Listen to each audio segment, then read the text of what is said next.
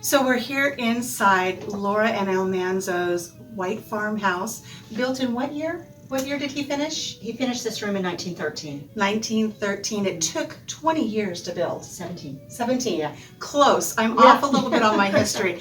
But we're inside and we're with Michelle. Michelle is a docent here at the Laura Ingalls Museum and Rocky Ridge Farm here.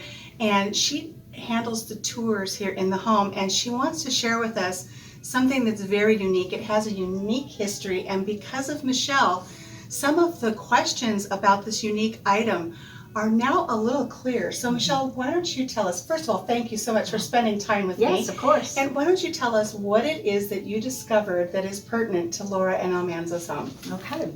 Well, over all the many years that we've had this house open for touring, this tapestry has always been in the home. Now, I'm not sure if it's always been hung right there or not, but we do know it's always been here. We just didn't know the history behind it.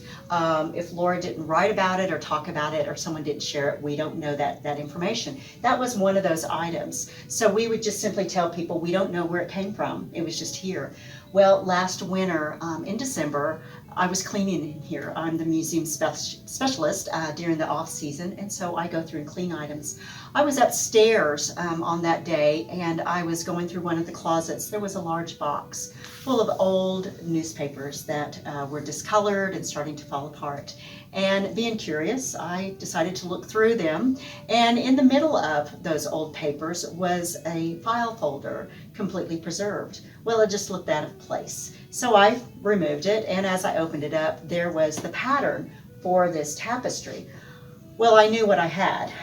So of course I came running, but I had to compare it. So I came running down those stairs, and I was the only one in the house. So I'm screaming because I'm excited. So I come down to hold it up, and there is, you know, the perfect thing. The pattern matched the tapestry. So then I began to send messages to the curator, Tana Redmond. She was on vacation at the time, and so I had to wait for a week for her to get back. Once she got back, she did the research, and I helped her with a lot of that.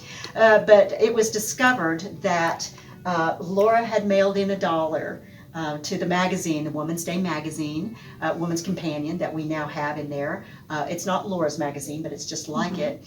And she sent in that $1, and they sent her back the canvas there, the burlap, along with the pattern and the instructions, the needles, the blue and red thread. They sent the entire kit. They sent everything to her for $1. Wow. And Laura herself made this in 1936. So my understanding when I saw it in the museum, I thought it was a knitting pattern. It's a tapestry needlepoint pattern. Needlepoint. Okay. It's called Knights and Ladies.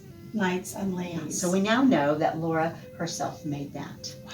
Yeah, That's a amazing. brand new discovery in this house. Yes, and yeah. you know, that's something, that's your legacy. It is. One of many, I'm sure. Yes, yeah, it's exciting. Every time I get to share that with somebody, I get goosebumps all over again. I was just going to say, relive I have goosebumps. Yeah, I relive it every time. Yeah. Oh, that's amazing. It's just, yeah, it's thrilling. Yeah, yeah. And I was absolutely thrilled. It actually changes history now. It does. It does. Because now you know for sure. Yeah, because a lot of people just speculated, and from what I understand, over the years, even historians would come in here and try to give their 2 cents on, well, we think this or we think that.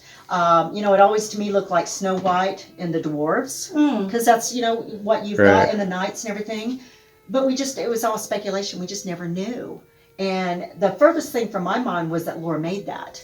My guess was that Rose had purchased it when she was in Europe. In her travels. That's what I thought. Because so many items came from her, so that was my guess. But to put all of those things together and realize Laura made this, and she bought it on purpose. And, and what was the name again of it? Knights and Ladies. Knights and Ladies. Yeah. And could you imagine if somebody would have come through and kept that mindset that they didn't think it really had anything to do with Laura, and they had disposed of it or put it somewhere else? I can't even imagine. Well, and my thought was, okay, these papers have been up here for all of these years since 1957. You know, and there's been people that have helped organize things here, people on the board and things like that, and they just, you know, stuffed all those newspapers in a box. So of course, a couple of those people were contacted. Did you know this was in here? Has this been discovered already? Is this part of it? And no one knew that pattern was in that Wow.